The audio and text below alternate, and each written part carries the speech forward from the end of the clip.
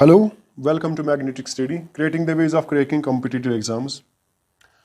तो आज का जो लेक्चर है, नया लेक्चर है साइंस का, और इसमें जो हम डिस्कस करने जा रहे हैं, जो आज के टॉपिक हैं, इसमें हम डिस्कस करने जा रहे हैं एक मोस्ट इम्पॉर्टेंट टॉपिक जिस पर कभी कभी क्वेश्चन आता है, वो है कंजर्वेशन ऑफ मोमेंटम। और इस पर जो क्वेश्चन आता है वो इसके एग्जाम्पल बेस्ड होता है। और दूसरा टॉपिक जो होगा सर्कुलर मोशन, दूसरा टॉपिक होगा सर्कुलर मोशन, और उसके पैरामीटर्स हम डिस्कस करने जा रहे हैं कि कौन कौन सा पैरामीटर हमें यहाँ पे पढ़ना है। क्लियर? पैरामीटर्स हम डिस्कस करेंगे, और इस पर मैं आपको बताने जा रहा हूँ कि सर्कुलर मोशन पर दूसरा भी लेक्चर बन जाएगा। तो फिलहाल हम देखेंगे फर्स्ट कंजर्वेशन ऑफ मोमेंटम, उसके बाद आएंगे हम किस पर? सर्कुलर मोशन पर। तो चलिए स्टार्ट करते हैं कहाँ से? कंजर्वेशन ऑफ मोमेंटम से। तो कंजर्वेशन ऑफ मोमेंटम में थोड़ा सा मैंने आपको इससे पहले भी हमने डिस्कस किया है कि मोमेंटम क्या चीज़ है, मैंने आपको शायद बताया था। और यहाँ पर जो मोमेंटम है, इट इज़ लीनियर मोमेंटम। याद रखोगे आप क्या चीज़ है? Linear momentum. मैंने आपको कहा था मोमेंटम क्या होता है? Quantity of motion. क्या चीज़? Quantity of motion. Quantity of motion अगर आपको मेजर करना है तो मैंने कहा था आपको क्वांटिटी ऑफ मोशन में हम क्या क्या देखते हैं, किन पर डिपेंड है? एक चीज़ है मास, और दूसरा चीज जो है वो है वेलोसिटी। क्या चीज? वेलोसिटी। क्लियर? तो मोमेंटम को कैसे रिप्रेजेंट किया जाता है? P से। किस क्वांटिटी से? P से। तो P is equal to M and V। तो ये मैंने कहा था, और कुछ भी पॉइंट्स भी बोले थे मैंने वहां पर किसके बारे में? मोमेंटम के बारे में। तो हमें कंजर्वेशन ऑफ मोमेंटम यहां पर देखना है, तो उसको स्टेप बाय स्टेप देखेंगे। 5 या 7 मिनट यहाँ पर देखेंगे किसमें? कंजर्वेशन ऑफ मोमेंटम, और उसके बाद एग्जांपल्स भी देखेंगे। तो चलिए स्टार्ट करते हैं। सो लेट अस सपोज हमारे पास एक ऑब्जेक्ट है, ये हमारे पास एक ऑब्जेक्ट है, और ये ऑब्जेक्ट जो है ये रेस्ट में है। किस में है? रेस्ट में। रेस्ट मीन्स इसके पास वेलोसिटी जो है वो है 0। क्या चीज है? वो है 0। अगर वेलोसिटी 0 है तो मैं कह रहा हूं आपको इसका मोमेंटम कितना होगा? वो है m into v, which will be 0। Clear? Rest means velocity 0 है, और मोमेंटम कितना होगा? वो भी 0 होगा। तो क्या ये मोमेंटम चेंज होगा? खुद ये चेंज नहीं होगा। ये कब चेंज होगा वो हम बाद में देखेंगे। चलो नेक्स्ट पर आते हैं, दूसरी चीज समझते हैं। ये हमारे पास ऑब्जेक्ट है और इसके पास है वेलोसिटी v। इसके पास है वेलोसिटी v। अब अगर इसके पास वेलोसिटी v है तो वेलोसिटी इज नॉट 0। इसकी वेलोसिटी 0 नहीं है। चलो मान लेते हैं ये जो वेलोसिटी है ये है यूनिफॉर्म वेलोसिटी। क्या चीज है? Uniform velocity. यूनिफॉर्म वेलोसिटी का मतलब है वेलोसिटी जो है कांस्टेंट है। वेलोसिटी कांस्टेंट है। कांस्टेंट का मतलब ये चेंज नहीं होती है। अगर वेलोसिटी नॉन जीरो है तो momentum will be m into v, which will not be equal to 0। ये 0 नहीं होगा, तो इसके पास मोमेंटम है। क्लियर? क्या ये मोमेंटम चेंज होगा? फिलहाल हम कहेंगे चेंज नहीं होगा। क्लियर? तो ये रेस्ट में ऑब्जेक्ट था, इसके पास मोमेंटम 0 था। क्या ये मोमेंटम चेंज होगा? तो आप कहोगे नहीं। क्यों नहीं चेंज होगा? ये तभी चेंज होगा जब हम फोर्स एक्सर्ट करेंगे। क्या करेंगे? Exert force. मैंने कहा चलो फोर्स एक्सर्ट नहीं करते हैं फिलहाल, तो मोमेंटम चेंज होगा? नहीं। फोर्स एक्सर्ट नहीं करेंगे हम इस पर, तो इसका मोमेंटम चेंज होगा? नहीं। अब मोशन में ऑब्जेक्ट सम वेलोसिटी से जा रहा है, यूनिफॉर्म वेलोसिटी से जा रहा है, मोमेंटम का कुछ वैल्यू है, क्या ये चेंज होगा? नहीं चेंज होगा। क्यों नहीं? क्योंकि हम फोर्स एक्सर्ट नहीं कर रहे। यही चीज क्या है? Conservation of momentum. यही चीज है कंजर्वेशन ऑफ मोमेंटम। तो क्या चीज है कंजर्वेशन ऑफ? इसकी डेफिनेशन में यहां पर आपको लिखूंगा, वो आपको याद रखना है। क्लियर? फिर दूसरे तरीके से मैं इसको भी फिर से रिवाइज करना होगा यहां पे। क्लियर? तो लिखेंगे आप डेफिनेशन, कॉपी कीजिए इसको। If external force acting on A system of objects is 0, अगर कोई फोर्स अप्लाई नहीं हो रहा है ऑब्जेक्ट्स पे, तो क्या चीज? Then total momentum of this objects is constant. तो उनका जो मोमेंटम है वो कांस्टेंट है, वो चेंज नहीं होगा। कांस्टेंट क्या है? मैग्नीट्यूड भी फिक्स्ड है और डायरेक्शन भी फिक्स्ड है। सेम मैग्नीट्यूड मोमेंटम का होगा और डायरेक्शन भी सेम, वो चेंज नहीं होगी। क्लियर। अब यानी यहां पे मैंने देख लो आप, मैंने लिखा external force on A system of object is zero. Clear, इस चीज को समझते हैं। ध्यान रहे, मेरे पास एक ऑब्जेक्ट है, ऑब्जेक्ट ए, और इस ऑब्जेक्ट का मास है m1 और इसकी जो वेलोसिटी है वो है से, इसको मैं u1 से रिप्रेजेंट करता हूं। दूसरा ऑब्जेक्ट है ऑब्जेक्ट b, इसका मास है m2 और इसकी वेलोसिटी है u2।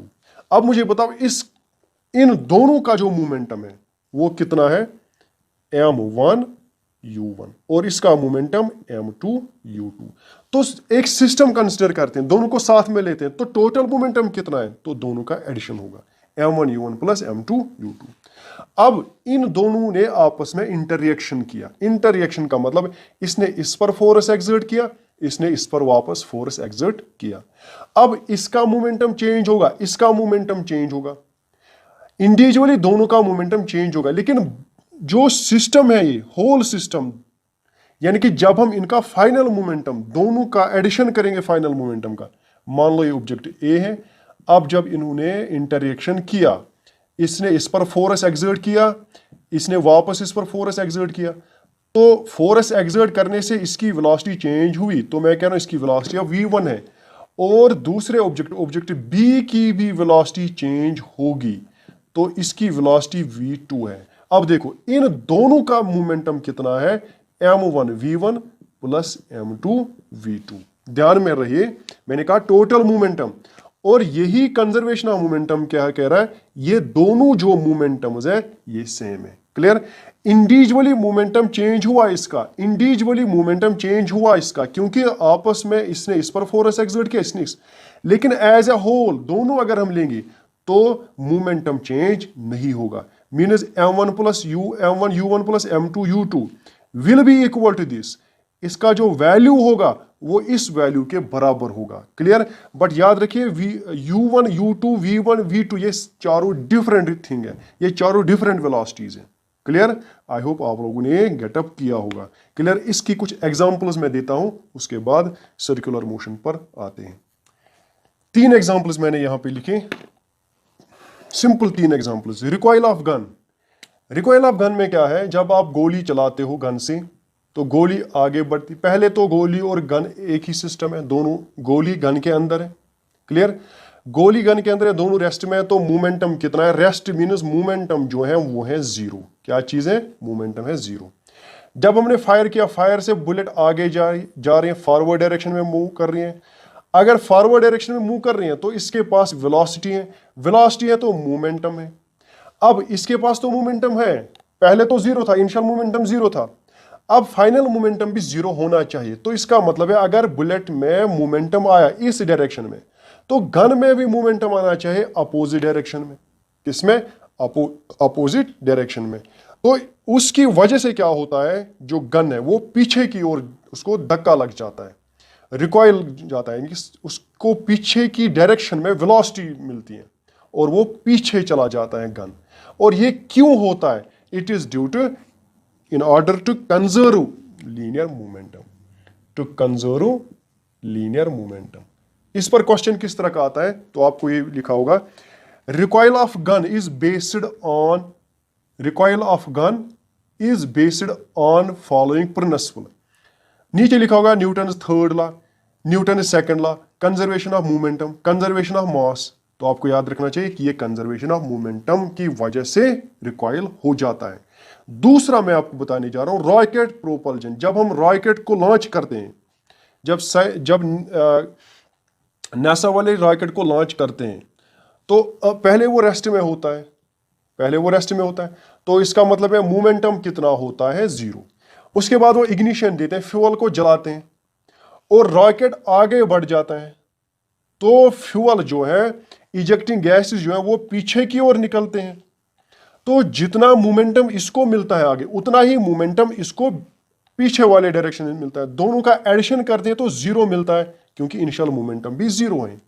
और इसी वजह से रॉकेट आगे बढ़ता है। किस वजह से, इसको पीछे फोर्स लग जाता है, किसका, इजेक्टिंग गैसेस का। इसी तरह थर्ड एग्जांपल मैं आपको दूंगा, तो आपको ये क्वेश्चन होगा, rocket propulsion is based on. तो कंजर्वेशन ऑफ लीनियर मोमेंटम, ये क्वेश्चन आया था शायद इससे पहले +3 लेवल में।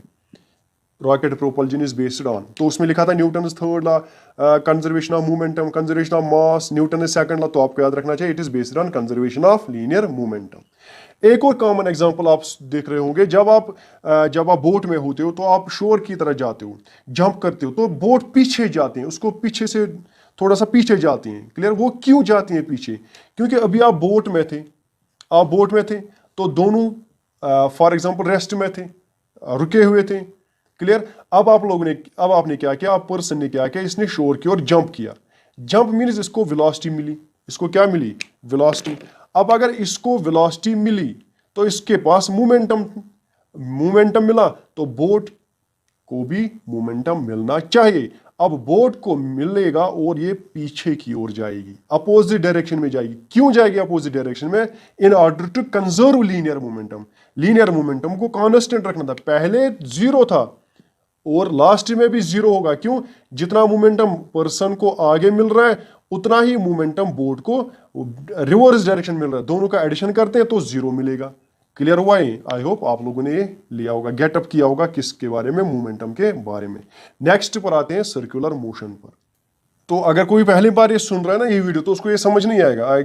आप लोग समझो, क्योंकि अगर साइंस वाला स्टूडेंट तो उसको तो समझ आएगा, लेकिन अगर आर्ट्स बैकग्राउंड या कॉमर्स बैकग्राउंड या कोई और बैकग्राउंड का स्टूडेंट है तो उसको ये समझ नहीं आएगा। इसलिए उसको क्या करना है, उसको फर्स्ट लेक्चर से स्टार्ट करना पड़ेगा। जनरल साइंस में जो फर्स्ट लेक्चर से स्टार्ट हमने किया, वहां से उसको स्टार्ट करना पड़ेगा, तब जाके वो गेटअप उसको ले सकता है, कि इसको अंडरस्टैंड हो सकता है कि हम क्या पढ़ते हैं। क्लियर?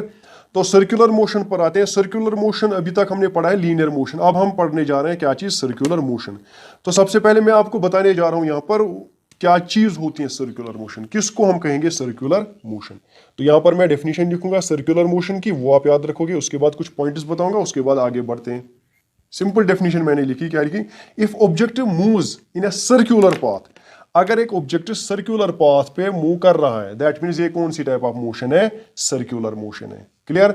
मान लो यहां पर ऑब्जेक्ट है और ये किस डायरेक्शन में चल रहा है, या तो ये इस डायरेक्शन में चल रहा है और इसी सर्कुलर पाथ पर चल रहा है, या इस डायरेक्शन में चल रहा है लेकिन इसी सर्कुलर पाथ पर। तो ये कौन सी टाइप ऑफ मोशन हुई? Circular motion. तो किस तरह चल रहा है? If object moves in a circular path, तो इसको हम क्या कहेंगे? ये सर्कुलर मोशन कहलाती है। क्लियर? मेन पॉइंट जो इसमें आपको याद रखना है वो क्या चीज है, तो ध्यान रहे, इसमें क्या होता है? Direction of motion changes continuously. इसमें क्या होता है कि सर्कुलर मोशन में क्या चीज चेंज होती है? डायरेक्शन चेंज होती है कंटिन्यूअसली। ध्यान रहे, इसमें डायरेक्शन चेंज होती है। स्ट्रेट लाइन मोशन में डायरेक्शन चेंज नहीं होती है, लेकिन इसमें कंटिन्यूअसली डायरेक्शन चेंज होती है। यहां पर देखना पड़ेगा डायरेक्शन, तो आपको टेंजेंट ड्रा करना पड़ेगा। यहां पे देखना है तो टेंजेंट ड्रा करना पड़ेगा, यहां पे तो टेंजेंट ड्रा करेंगे हम, तब जाके हमें डायरेक्शन ऑफ मोशन मिलेगी। तो डायरेक्शन ऑफ मोशन आप देख रहे हो कंटिन्यूअसली चेंज होता रहता है। तो इसके कुछ एग्जांपल्स मैं दूंगा, बस इसमें सर्कुलर मोशन में आप इतना ही याद रखोगे। आगे जाके हम देखेंगे ना इसके types, uniform circular motion, non uniform circular motion, उसके बाद हम उस टाइप्स पर भी आएंगे। तो इसके बाद इसमें क्या मैं दूंगा आपको 1-2 एग्जांपल्स, जिससे आप अंडरस्टैंड करोगे सर्कुलर मोशन किसको कहते हैं। फॉर एग्जांपल मैं यहां पर लिखूंगा motion of electron around nucleus. Electron जो है वो आप लोगों ने भी सुना होगा, इलेक्ट्रॉन जो है वो न्यूक्लियस के अराउंड सर्कुलर मोशन कर रहा है, अपने ऑर्बिट में चलता है। तो वो कौन सी मोशन कर रहा है वहां पे? Circular motion. कॉमन एग्जांपल लेते हैं, motion of earth around sun. तो आप लोगों ने सुना होगा अर्थ सन के इर्द गिर्द घूमती रहती है, किसमें? अपने ऑर्बिट में। तो वो कौन सी मोशन करते हैं? Circular motion. चलो तीसरी एग्जांपल मैं देता हूं, मोशन ऑफ मून अराउंड अर्थ। अरे भाई, मून जो है वो अर्थ के अराउंड घूमती रहती है, किसमें? वो भी सर्कुलर मोशन में ही तभी तो वो हर नाइट में हमें दिखाई देती हैं, हर रात को दिखाई देती हैं। क्लियर? अब ये दूसरा केस है कि वो कभी कभी हमें नहीं दिखाई देते हैं, उसके लिए कंडीशंस अप्लाई हैं, लेकिन वो कंडीशंस में यहाँ पर आपको डिफाइन नहीं करूँ, फिर भी दिखाई तो देती है ना हर रोज, इसलिए उसको कब दिखाई देगी? जब वो हर टाइम किस मोशन में होगी? सर्कुलर मोशन में होगी। क्लियर? आगे चलते हैं, पैरामीटर्स देखते हैं कौन कौन सा पैरामीटर हमें यहाँ पे याद रखना पड़ेगा किसमें? सर्कुलर मोशन में। पहले क्या आपको याद रखना पड़ेगा, इसमें हम डिस्प्लेसमेंट, वेलोसिटी, एक्सेलरेशन जो है वो सभी चेंज होते हैं। किसमें चेंज होते हैं? एंगुलर में। किसमें चेंज होते हैं? एंगुलर में। तो सर्कुलर मोशन में मान लो ये सेंटर है और ये रेडियस होता है इसका। क्लियर? अब देखो, अगर आपको डिस्प्लेसमेंट चाहिए, यहां पर एक ऑब्जेक्ट यहां पे था, उसके बाद वो यहां पे पहुंचा, ये P पोजीशन है, ये P डैश पोजीशन है।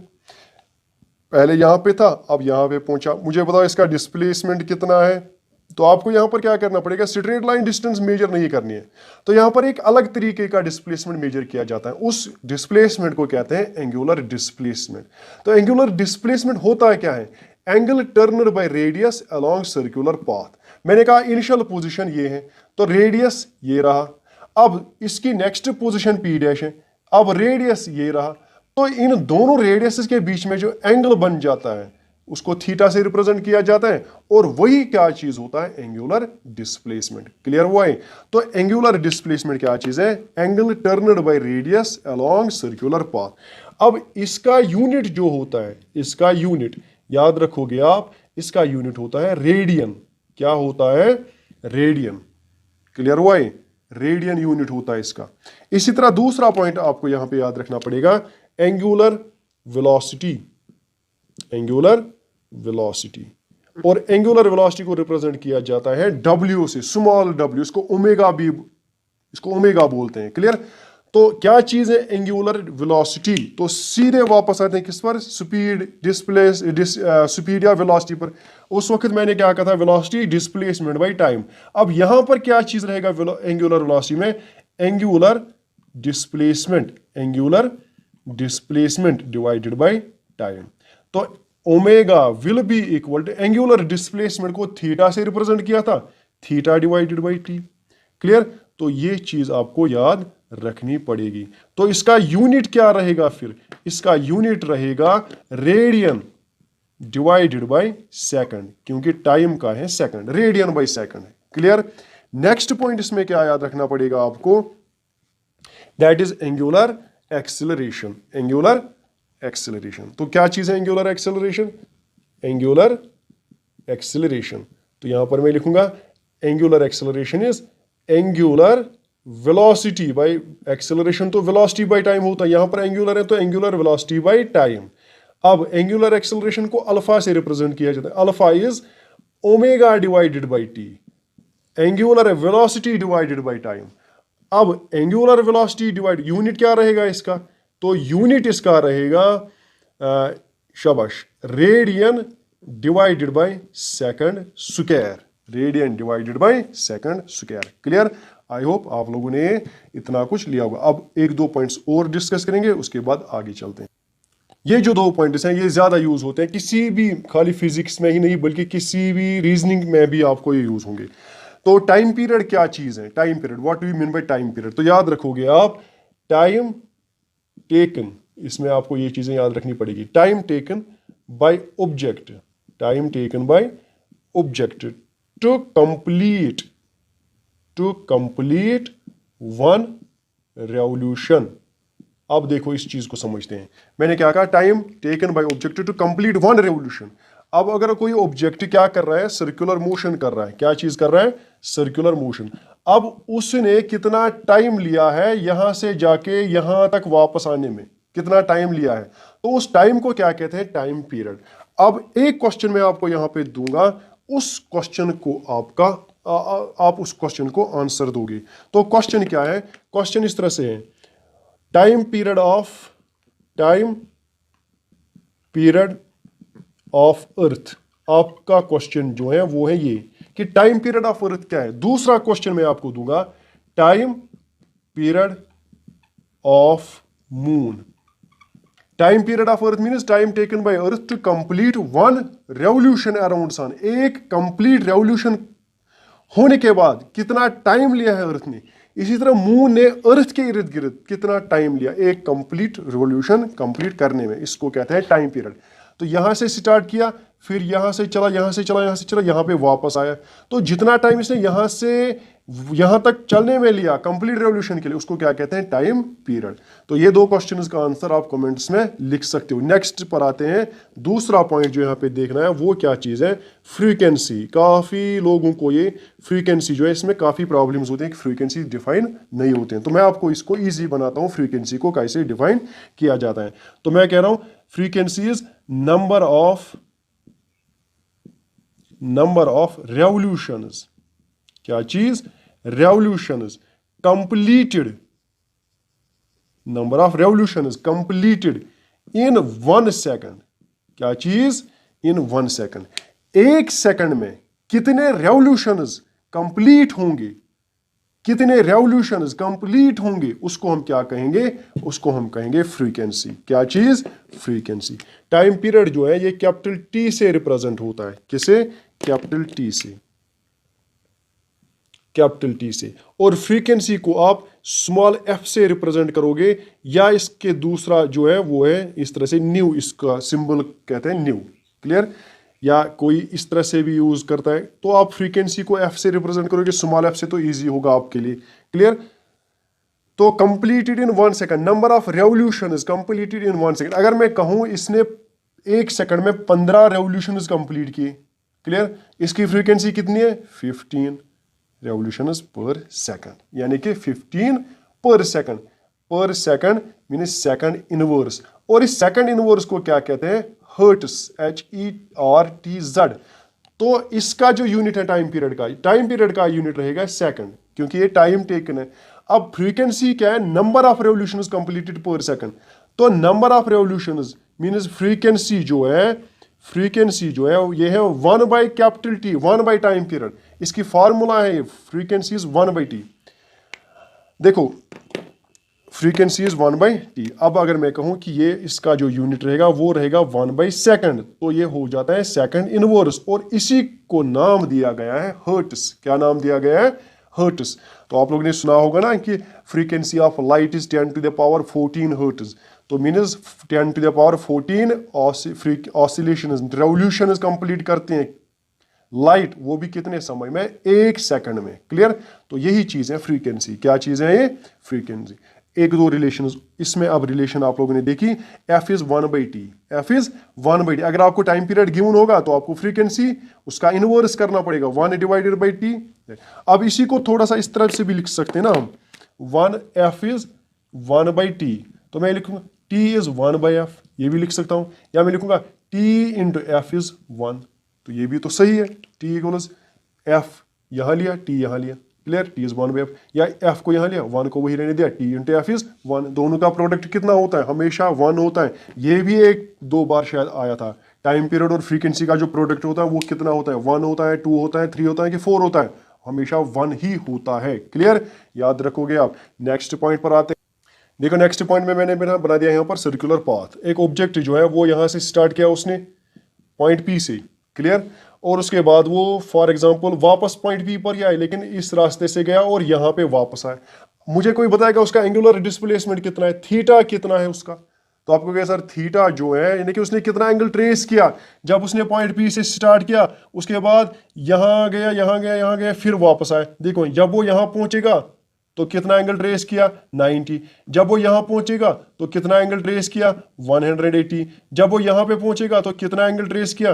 270। जब वापस यहाँ पहुंचेगा तो कितना एंगल ट्रेस किया? 360। तो 360 को मैं लिख सकता हूं 2 टाइम्स पाई, 2 टाइम्स पाई। तो थीटा कितना है? 2 पाई। और उसने टाइम कितना लिया? टाइम लिया है कैपिटल T, क्योंकि टाइम पीरियड कंप्लीट हुआ जब वो वापस P पर पहुंचेगा। तो मुझे कोई बताएगा ओमेगा यानी कि उसकी वेलोसिटी कितनी होगी? तो आप कहोगे 2 पाई डिवाइडेड बाई T। ये फॉर्मूला है। अब इसमें मैंने कहा अभी 1/T जो होता है वो होता है F, फ्रीक्वेंसी। तो यहां पर यही यूज करते हैं। तो omega will B 2 pi into F। तो एक रिलेशन यहां पर बन जाते हैं जो आपको याद रखनी है। Omega is 2 pi divided by T which equals 2 pi into F। ये मोस्ट इंपॉर्टेंट फॉर्मूला है जो ज्यादा मैक्सिमम आपको मैथमेटिक्स में भी यूज होगी और यहां पर भी यूज होगी। अब जितना भी पोर्शन इसका बचा है सर्कुलर मोशन का, इसमें 10 या 15 मिनट बचे हैं, वो मैं नेक्स्ट लेक्चर में आपको और उसके बाद इस पर क्वेश्चंस भी करेंगे। जितने भी क्वेश्चंस आए हुए हैं वो मैं क्विज के थ्रू आपको प्रोवाइड करवाऊंगा। तो क्विज के लिए आपको क्या करना पड़ेगा, आपको डिस्क्रिप्शन वीडियो के डिस्क्रिप्शन में आपको टेलीग्राम चैनल की लिंक मिलेगी, उसको ज्वाइन करना है और वहां से आप क्विज को सॉल्व करोगे। क्लियर? वहां से क्विज आपको मिलेगा और उसको आप सॉल्व करोगे। Thank you for watching this video.